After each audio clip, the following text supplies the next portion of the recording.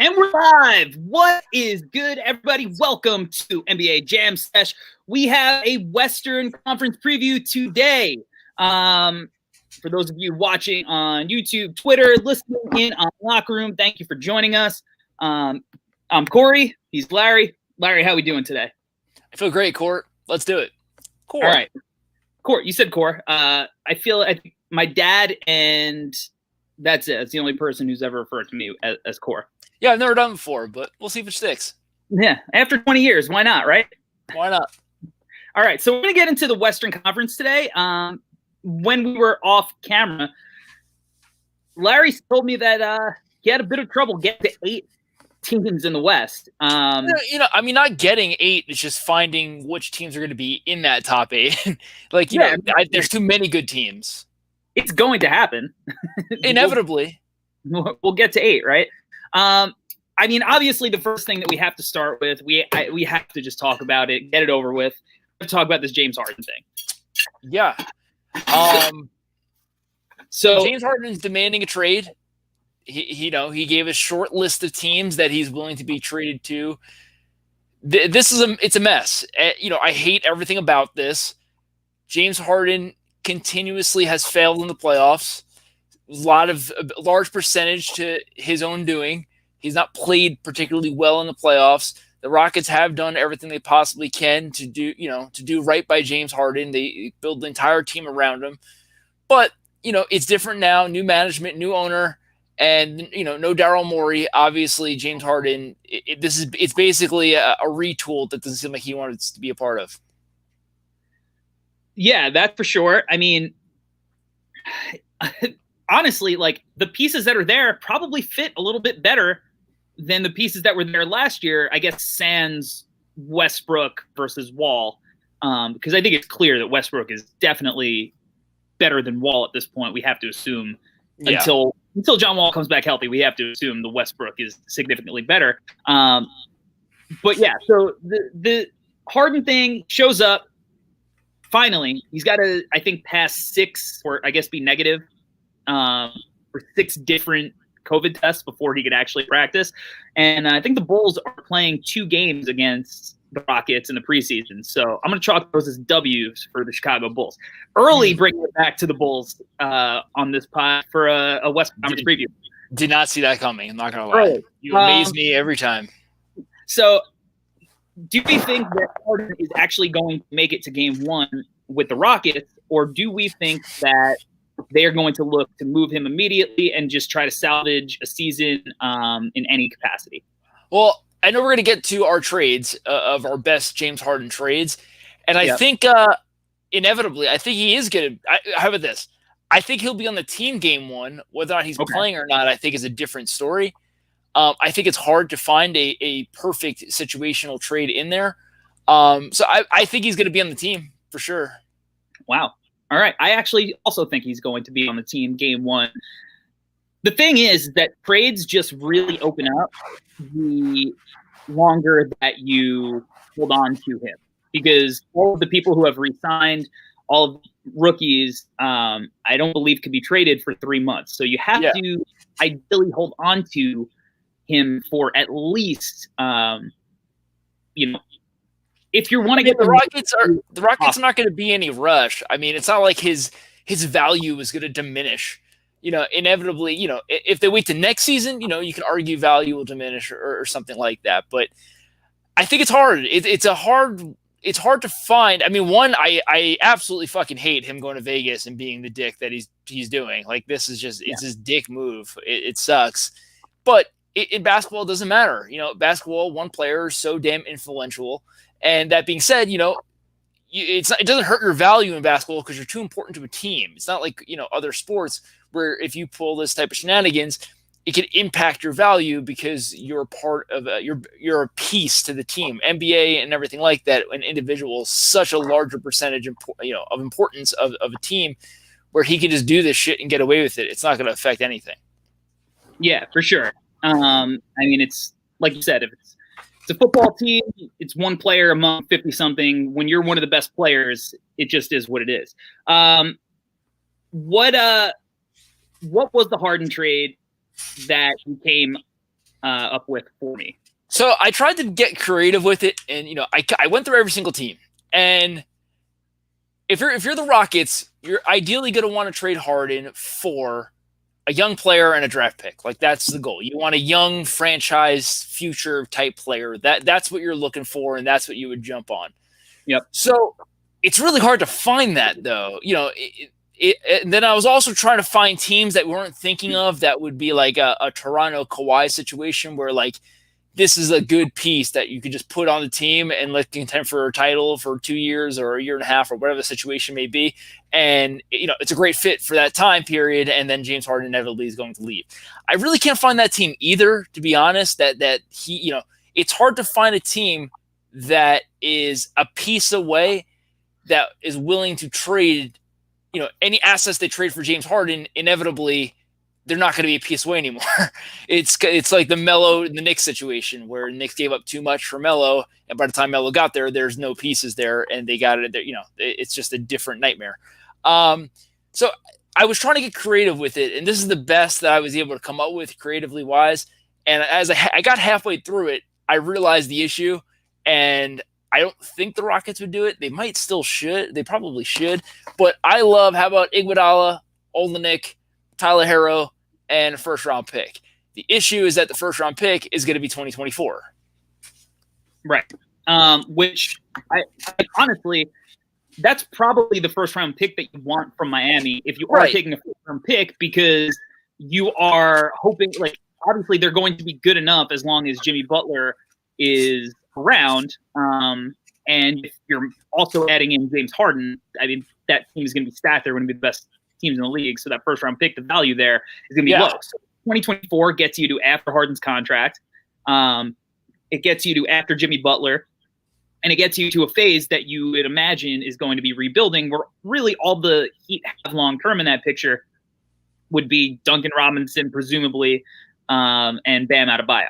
So yeah, so I think that, I think that's a trade. Now, if you're Miami, would you trade Tyler Herro for James Harden in a second? Yeah, I mean, me too. I think they got to do it in a second. I think it fits. I think it works. The other piece, if you don't like any of those pieces, you can somehow put Dragic somewhere in the trade to make it work salary wise.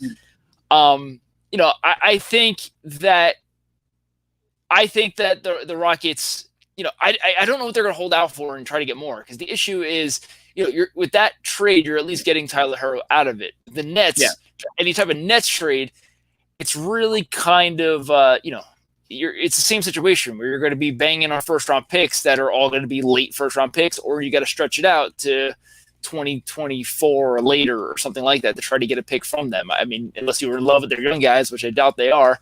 So that being said, it's really hard to find that trade. And the classic is obviously the Ben Simmons trade that I kind of went back to, that I looked at it and it's like, Ben Simmons, Mike Scott in a first really does seem like it makes the most sense, but that first is going to suck. Yeah, well, I mean, if you're getting Ben Simmons, that's better, presumably better than anything you're going to hope for from a first pick anyway, because Ben Simmons, for sure, as that top lottery pick, has outperformed what most lottery picks actually end up performing. And on the other side of my first trade, though, could you imagine Harden a Pat Riley team? I'll tell you what, I don't think he's passing the conditioning test right now. Yeah, I mean, that's what I'm saying. Like, I think Pat Riley would be rolling in his fucking grave with James Harden. Well, Jimmy Butler might also roll in his grave with James Harden. But the Miami club scene versus James Harden also sounds dangerous. But, I mean, it's a trade that you have to make because the Heat are so close. And imagine if you had Harden in the finals. Like, they were just. No, it's a different. It's obviously they're a much better team. They're more. They need that score. They don't have that score. They're relying on 5 guys to score, 6 guys to score, and if one guy's off, they're in trouble. So James Harden is obviously going to be better than anything they got. I think it's Miami, they got to do it. The Rockets, if you can get Ben Simmons, it's hard to pass on that. So what kind of trade did you come up with? So I had 2 in my head. And I think both teams should really just be like, hey, we're going all in. We're close. We have to try to make this happen and put pieces on the table. I don't think that I'm just going to go with the one. I mean, because I feel like the Michael Porter Jr. stuff, like that's been out there. I think Denver should absolutely do it. I think they should wait a few months. I believe, I don't know if it's 30 days or 3 months to put Bol in the deal, but I'd imagine they would also want a guy like Bol and stuff like that. But I think it's time for the Celtics to just push their chips into the table. I actually looked at the Celtics. They can get there super easy. They can get there super easy. So obviously they're not giving up Tatum. No, Kemba's easy. That's an easy put in right there, and you're only $10 million away then. So I mean, I put in Jaylen Brown, Marcus Smart in picks. Now, sure. So you're not putting in Kemba? I'm not putting in Kemba. Obviously, Kemba can possibly make the money work easily, and I don't know if Boston would rather put in Kemba than Marcus Smart. I mean, given the knee situation, the age, whatever, I'm sure getting off of that contract, I'm sure that would all be nice. But if you're Houston, Jaylen Brown is a very good piece to kind of reset, rebuild around. He's locked up for 4 years. Then Marcus Smart is also another guy who can at least reset a culture. And with that team, if John Wall is any kind of semblance of healthy, if Boogie can give you anything, then you got Christian Wood, Boogie, John Wall, Marcus Smart, Jaylen Brown, and whatever, draft pick compensation. Obviously, Boston had a million picks, and they have kind of just sat on them and taken these kind of middling prospects. I guess for them, it's probably a shame that the picks that they have from now on aren't nearly as valuable into the future as the ones that they've, used up on guys like Carson Edwards. I wonder if they shopped it or showed any interest at all draft. They had 3 picks. The Celtics probably had to try to do something with those picks. And I bet nobody would have thought they were going to make all 3 picks. So, yeah. I'm sure they did. Yeah. I'm sure I would imagine if they knocked on the James Harden door at all. But, yeah, I mean, I looked at the Celtics too. At the end of the day, what it came down for me, why I didn't go deeper into that, is that I think I just hate Harden and Tatum together. It's not perfect by any stretch of the imagination. But the thing is, like, they watch Kawhi go win a title with, and keep watching teams that are just a little bit more talented. It just is what it is. Like, they just don't have, I think, enough when you're competing with some of the teams that have made moves. Like, obviously they're a really strong team. They are going to compete, and they'll always be a threat to make the Western Conference Finals. But are they ever going to be a threat to push past that? I mean, I think that Tatum has an opportunity to go up another level. I think he started unlocking his playmaking ability a little bit, so that's fun. I do love Tristan Thompson with that team. I think that he's an incredibly undervalued big man for a team that is trying to win a title. He had moments where he absolutely was, one of the major reasons that the Cavs won that title with his rebounding and his offensive. I'm OG Tristan Thompson love. I get it. I think we're, out of anybody who isn't a Cleveland Cavalier fan or now a Boston Celtics fan, we're probably the two riding the Tristan Thompson bandwagon the hardest for the longest. But I think that you just, even if the fit's not great, I feel like it's a risk that you have to take if Houston is willing to take that kind of package, because I think I agree. He's a superstar. He's a top 3 player year after year after year, and even if he's being a douche about this, which he is, like, he comes to the East, he's automatically one of the top players in the conference, and Boston, to me, like, playing with James Harden is just better than playing with Jaylen Brown, and I love Jaylen Brown. I might be Jaylen Brown's biggest fan. I've seen so much Jaylen Brown slander, but I think he's really good. He's just not James Harden. And if I look at what Brad Stevens did with another lefty who just happened to be the same height as me, and Isaiah Thomas, and put him in an offense where he was averaging 30 points a game on 60+% true shooting percentage, I'm looking at James Harden, who is an even better scorer, playmaker, and putting him in the same kind of position. Now, granted, Jason Tatum wasn't the player that he was back then, but I just think that Brad Stevens would find a way to make it work, and the talent is talent, and they need to upgrade that second piece. Like, Jaylen is ideally a third piece, and Kemba is ideally a third piece. and 2/3 don't make a second. So to me, you have now 2 legit number 1 options if you actually go and get a guy like James Harden. No, I'm with you. I think Boston, realistically, most teams in the East got better. Boston kind of stayed still. They lost, or they lost Hayward. Realistically, I think that they got to make a move. They've been holding on to assets for so long, and they've never made that big move. I think Boston fans would absolutely end up hating James Harden and the way he plays the game and everything like that. But, I think let's get weird with it. Make the move if that's an option. I think it might be the best deal that's on the table. If that is a deal that can possibly be on the table for the Rockets to do, they got to try something different for sure. Yeah, Celtics fans don't want to hear it. But I feel like I'm not a big ceiling guy. I'm not. I hate betting on ceiling. I hate gambling my future that you're hoping and praying that the guys that you have get better. I understand that some players do get better, but it takes time. And for you to be a superstar, we got to see it. We got to see it, and then you be able to get your own team. It's rare that a player just develops into a superstar. It's very rare. And then the other thing, look, I'm going to bring it back to the Bulls for the final time. I thought Derrick Rose, youngest MVP ever. The Bulls are going to dominate the next 10 years. Yeah. And then it was over like that. We had a couple of fun years after. Jimmy developed into a superstar. It kind of probably let him do that. But at the end of the day, the ceiling never got to the same place it was with Derrick Rose.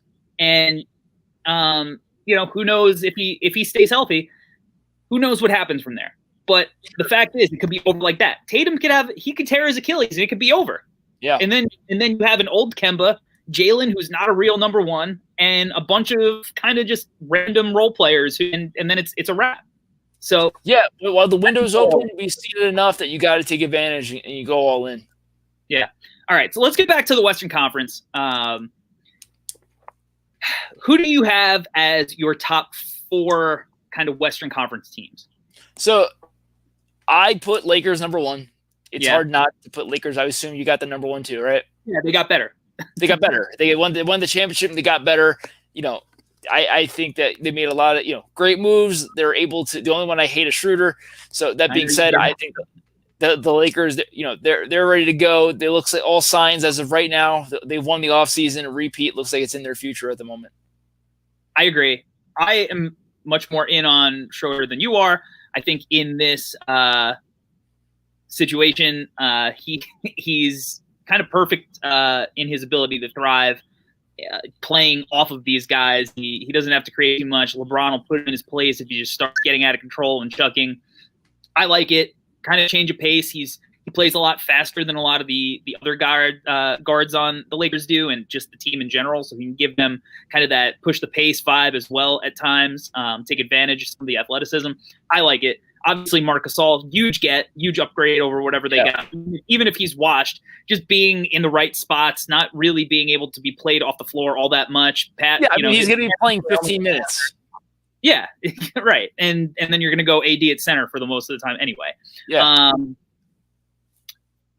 And then Wes Matthews, big time. It seems small, but I think it's a big time signing. Dynamite with LeBron, a great player. I lights out in regards to shooting the ball. So I think they got better. I don't. What more needs to be said about him? All right, who else do you have in your top 4? Number 2, I got Nuggets. Am I just going 1 through 4? Is that what we do? Yeah, go 1 through 4. Lakers, Nuggets, Clippers, Warriors. I have Lakers, Nuggets, Clippers, Mavs. Okay. So,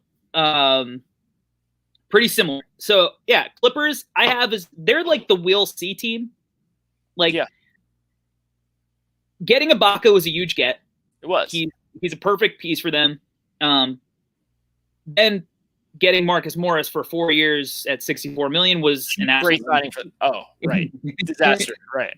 Insane decision, but right. But who the hell is going to be the playmaker for this team? Well, there's no playmaker. I feel like this team needed Rondo so goddamn bad. They didn't go get him.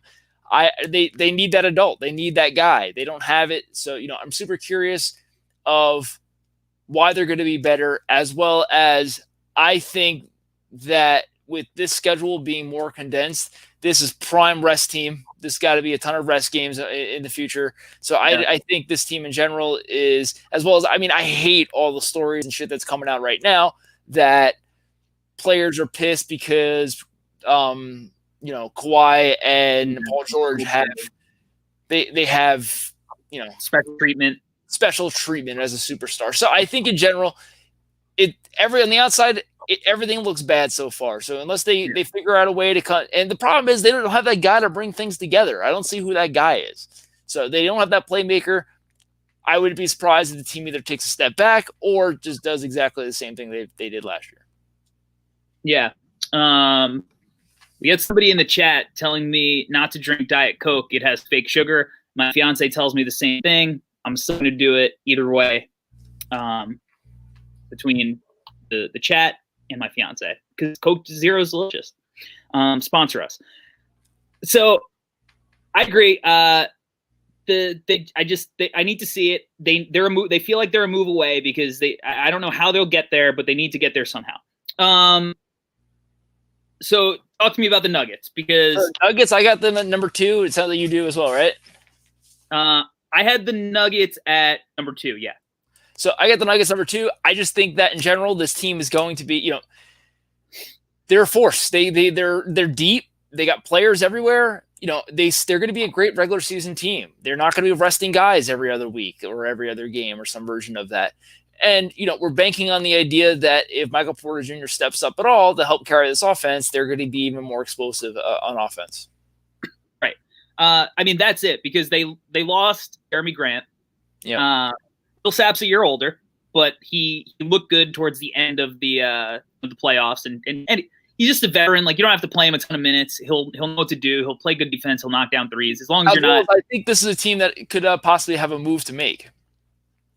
Yeah, I agree. They were the other team that, like, if need be, like going in on James Harden, they have pieces to do it.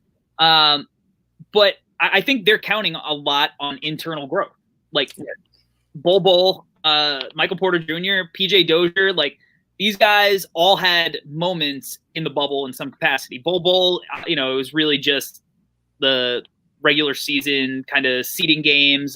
He didn't actually play in the playoffs. Dozier needed to knock down his free throws, but he looked good in the bubble when he had to step up. Sure.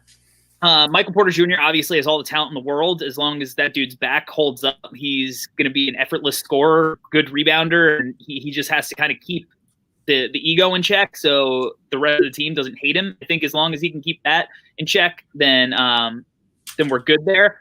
But I think that they just know who they are already, and them knowing each other's game so much, it just matters in a situation like this, with a quick turnaround in the offseason. Yeah. Jokic is still skinny, so that's great. He usually plays himself into shape, and he's going to come into camp in what seems like mid-season form. I just think they're deep. They got a lot of weapons, and in a situation where COVID gets weird and guys got to sit, they're a team that can next man up. Yeah, and I actually think that Jabari can keep, not necessarily what he was doing in the bubble where he was dropping 40 to 50 points every game, but he seems like he's finally realized, like, oh, this is easy for me, and I could be a 24, 25 per game scorer consistently every night instead of where he was, which is at like 17 points a game. So I'm with you. I think Nuggets are going to be awesome in the regular season. All right, for number 4, I got Warriors. I think the Warriors will still be good. They're not going to be as good, obviously, but any team with Steph and Draymond, I think, is going to be a good team. Wiggins is going to be serviceable. We'll see what we get out of Wiseman. I think this team in general they're going to be fun. It's the same story. We kind of know what we're going to get out of it. So I'm excited. I think Steph and Draymond alone can get yourself to 47, 48 wins. Well, I think that we're a little higher on the Warriors than other people are. Sure. Honestly. Like a lot of people, I think, are counting them out. Now, I mean, that's nuts. That's disrespectful. I think so too. You're preaching to the choir, but Steph Curry is still possibly, when he's healthy, he's going to be a top 3 player, and potentially on any given night, he's the best player in the league. What he absolutely does to an offense and to what he does to the opposing defense there's nobody who has the effect like it in the in the entire league, especially in the regular season. Last year, everybody knew it was a throwaway year. So, hopefully Draymond comes back a little bit and shows that he at least has an FU season in him. Like, hey, don't count us out. Lost Clay. We're still coming in. We're still going to be good. Yeah. I'm higher on Wiseman than probably almost everybody. So I think he's going to be awesome. And I think he's going to have an impact right away just because he's physically dominant, even coming in as a 19-year-old. There's nobody with his measurables or anything like that. Also, yes, that is a Ninja Turtle behind Larry. Where do you have Warriors in your top 10? I had them in the 5, 6, 7 range, which I think all can kind of be jumbled up a little bit. Oh, sure, for sure. But probably I had them around 6. And really, it's just betting on Steph.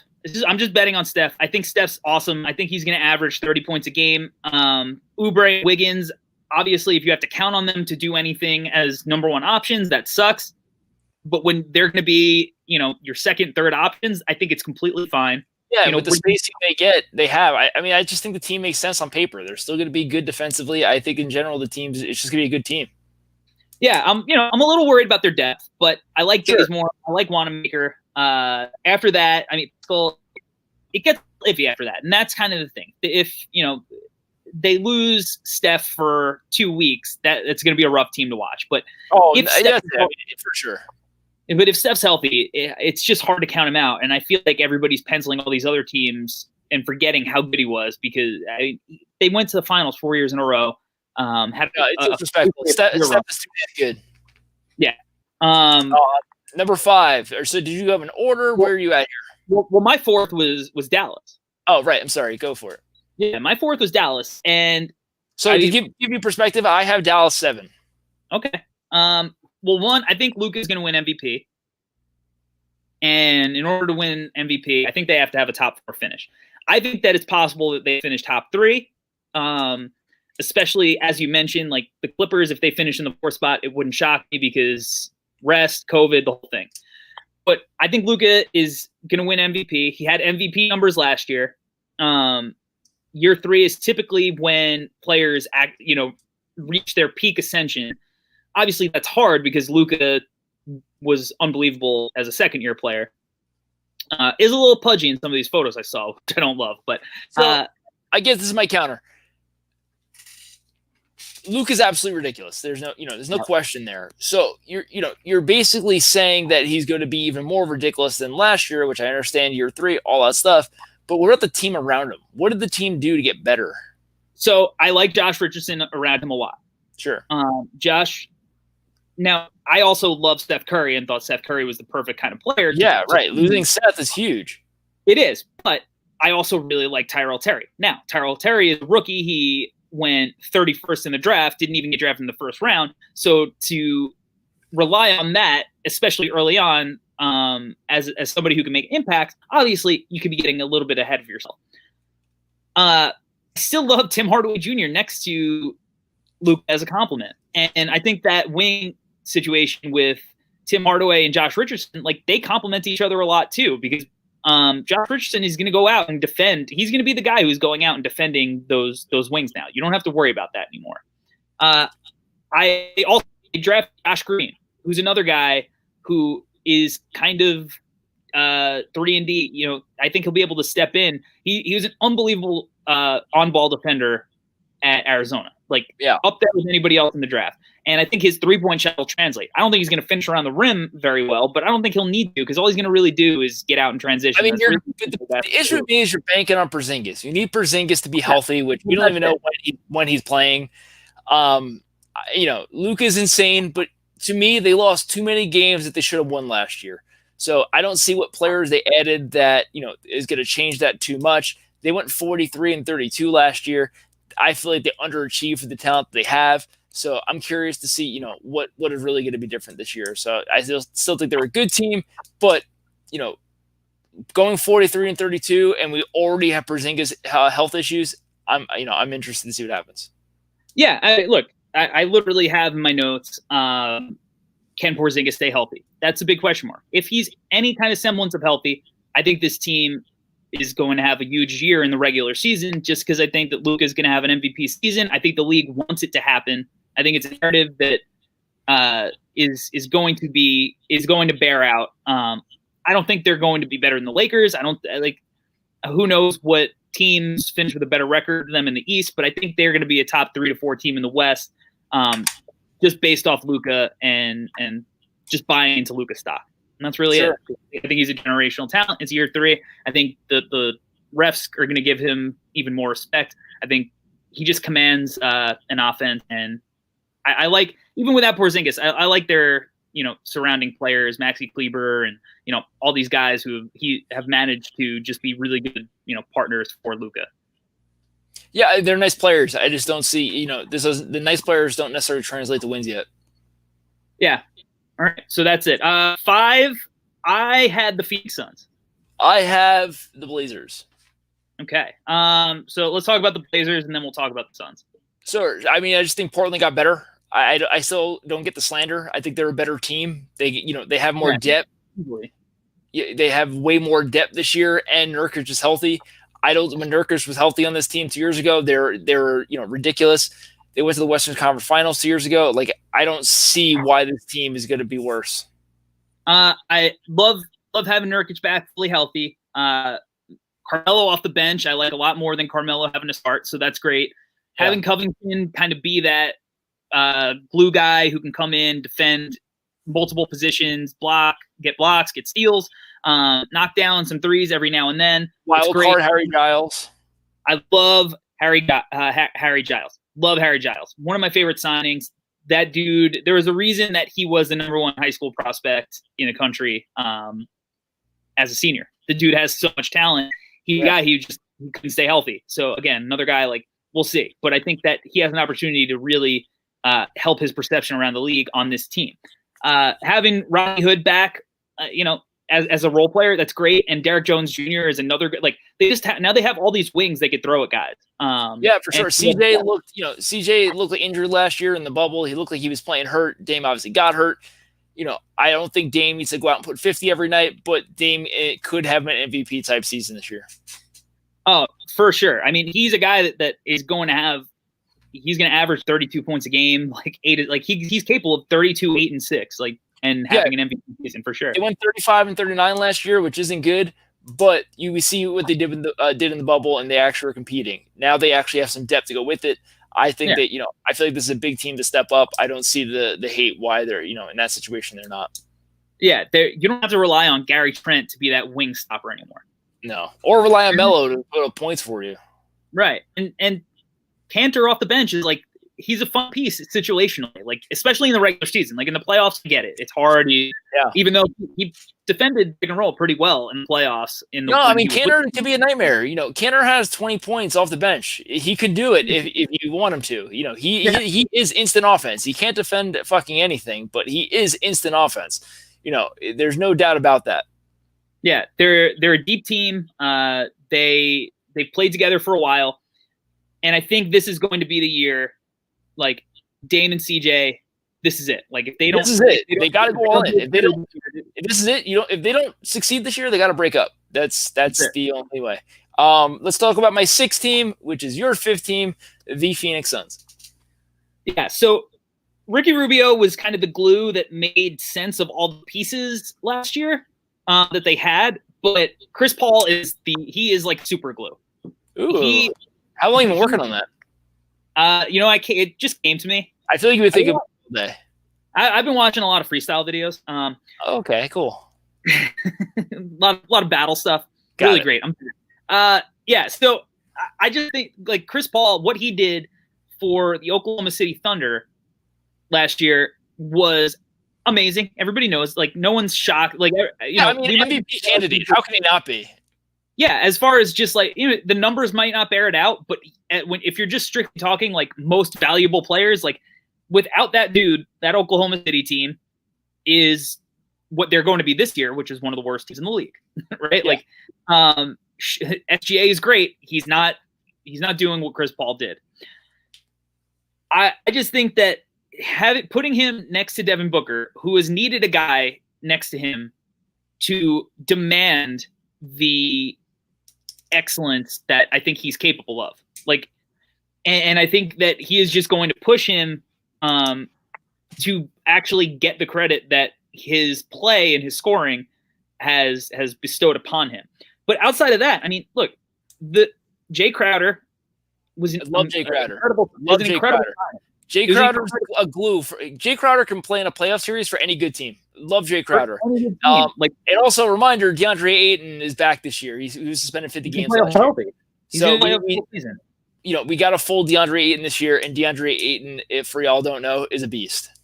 I mean, they're just a deep, deep team. Like they're deep team, they're good. They're gonna be fun. They signed Equan Moore. Equan Moore is a really solid backup player. Bulls. No, they're gonna be really good. I think they're deep. I think they're fun. Chris, you don't need Chris Paul to go out and put up 25 points. He can if you need him to in a certain game, but Chris Paul is an adult in the room to really organize his team, and I really think this is the year that they're going to be good. Yeah, this is what happens when you pick in the draft, fucking top 5 for 7 years. Yeah, I think their draft was a disaster this year, but everyone thought that last year, and Cam Johnson actually got to be a pretty good player. Who knows? Suns are going to be fun.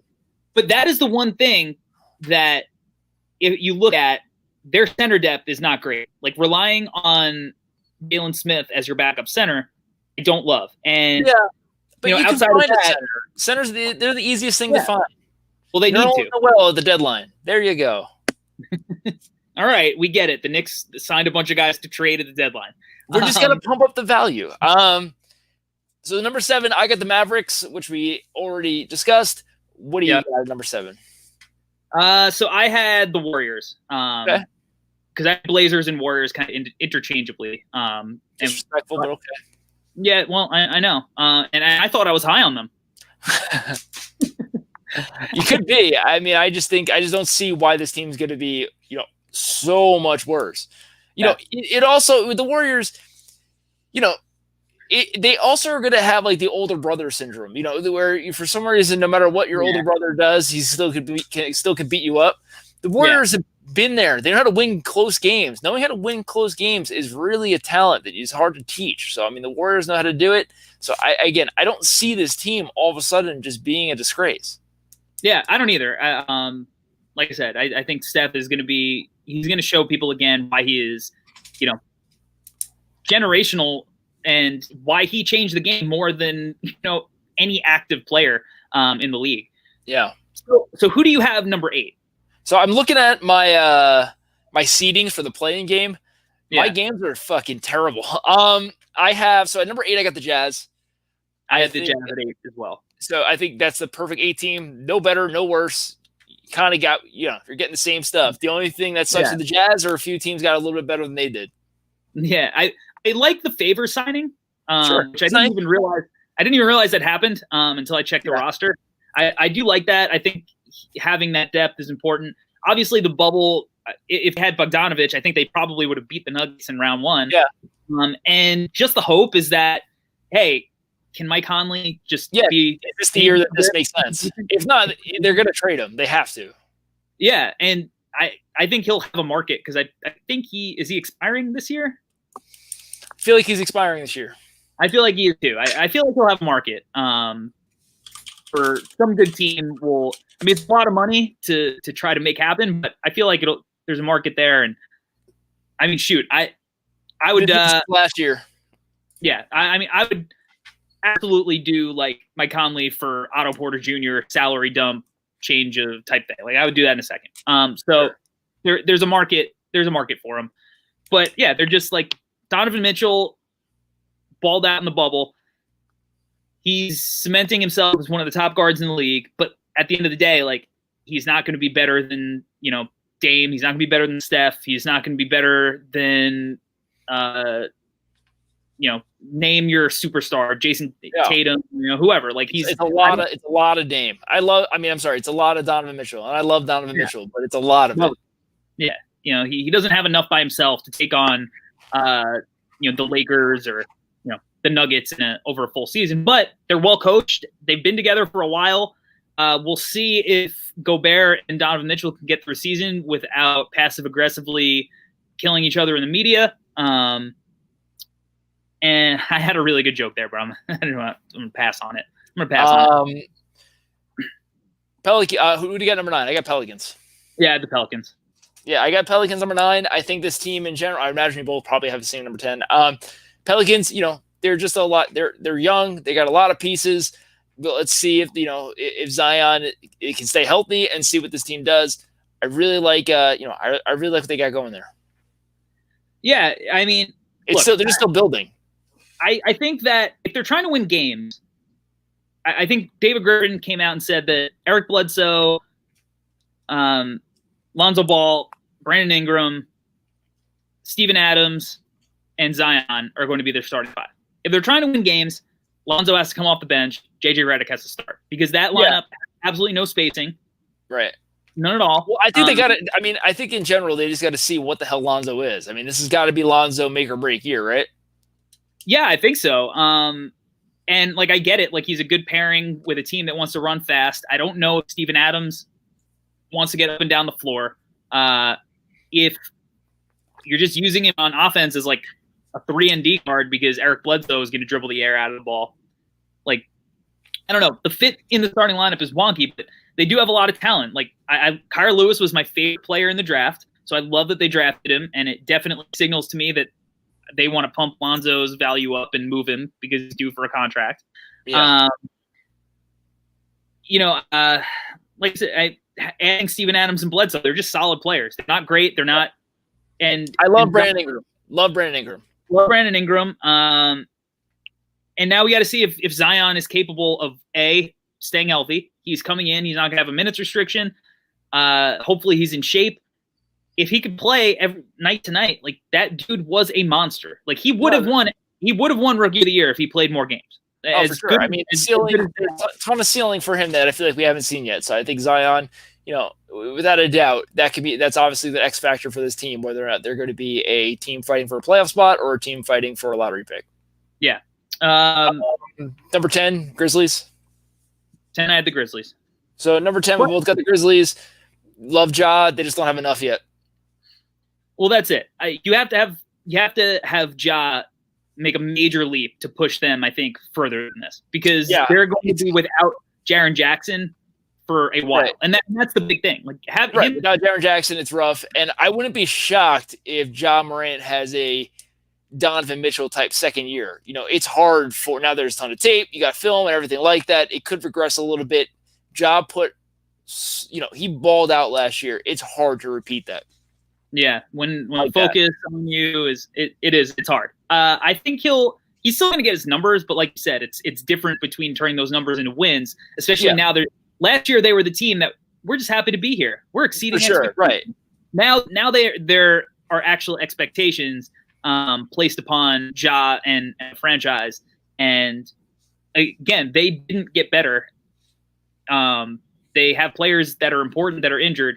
And other teams just got better, and that's what it is. I mean, you could talk about their draft and how their draft Twitter darlings, with Desmond Bane and,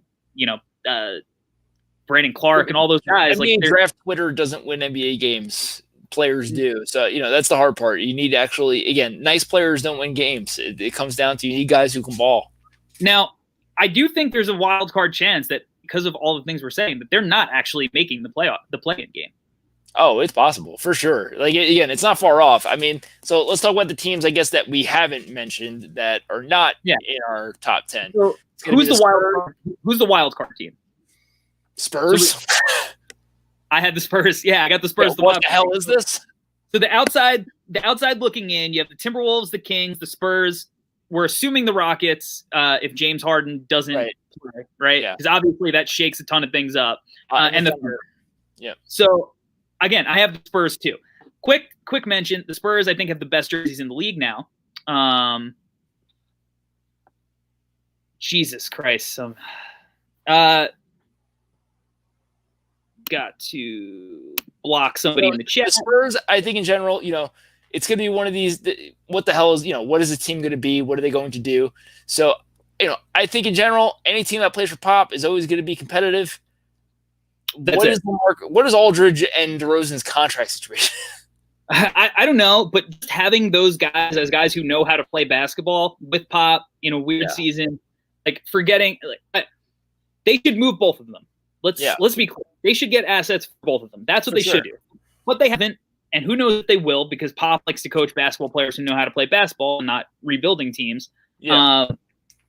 But those guys know how to play, so they're going to be, at worst, they're going to be, average to above average players, right? That's what you'd expect from those guys. They drafted Devin Vassell, who I think is going to be able to play right away because he's an unbelievable help defender. They still have veterans like Rudy Gay and Patty Mills, and those guys also just know how to play basketball, which helps. And then, you still have solid role players like, Derek White and Murray and Pirtle and Tyler Zeller and just guys that are all fine. Like, they don't have anybody who's above, like, fine outside of, your Aldridge and DeRozan.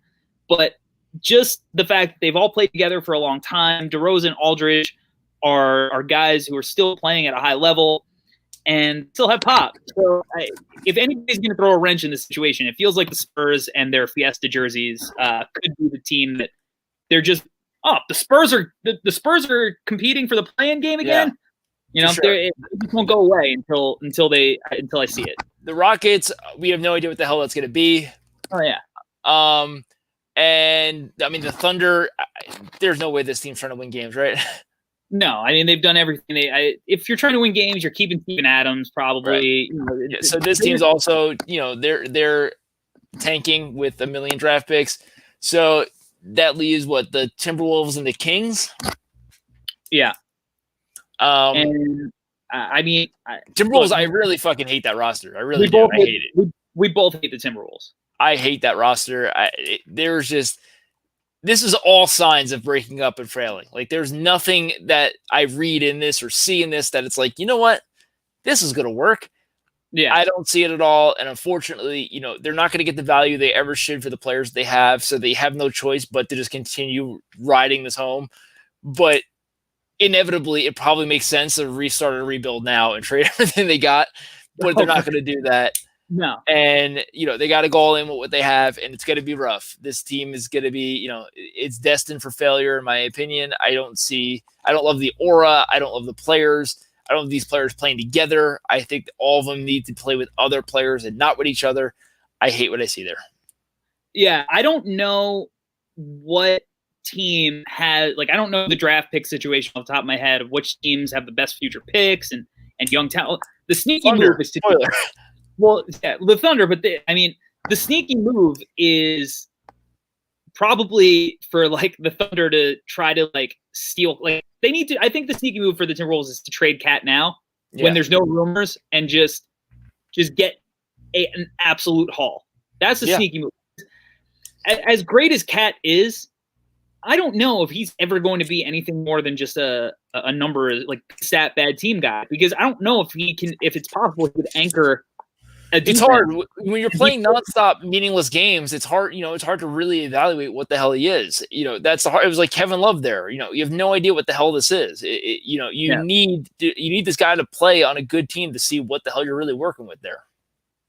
But then we figured out that Kevin Love is probably a third option on a championship team. Yeah, for sure. And Kevin Love could still ball. So I think in general, somebody's got to make a move for him and be able to, make pieces right without giving up everything they got, which is kind of going to be hard. Because, let's say the Thunder go all in on him, then you just have SGA and him, and it's like, all right, this team still sucks. So, you really need to figure out a way to, a team with an asset to try to trade, like a Aaron Gordon and a bunch of first or something like that. Yeah, I don't think that could hurt. I think making it up, but some version of that. If you're trading him now before he requests a trade, you want SGA and all the picks. What about Wendell Carter and Patrick Johnson or something like that? Something like that, and a first for Cat is kind of what I think you'd be looking at. Patrick Williams. My bad. So I don't know who Patrick Johnson is, but he sounds really good. My bad, Patrick Williams. So Patrick Williams and Wendell Carter. So I think in general, that and a first, or probably you got to do more first, but something like that. But that's what I'm saying. If you do that trade, then you still have Levine, and you're still a decent team at that point. Yeah, I mean, look, I'd probably do it if I was the Bulls. I mean, for sure. You know, but again, it runs the same. Then my thing, I just want to know, can he anchor a defense? Can he anchor like a playoff level defense? Because obviously he's one of the most talented offensive big men of all time. It's insane.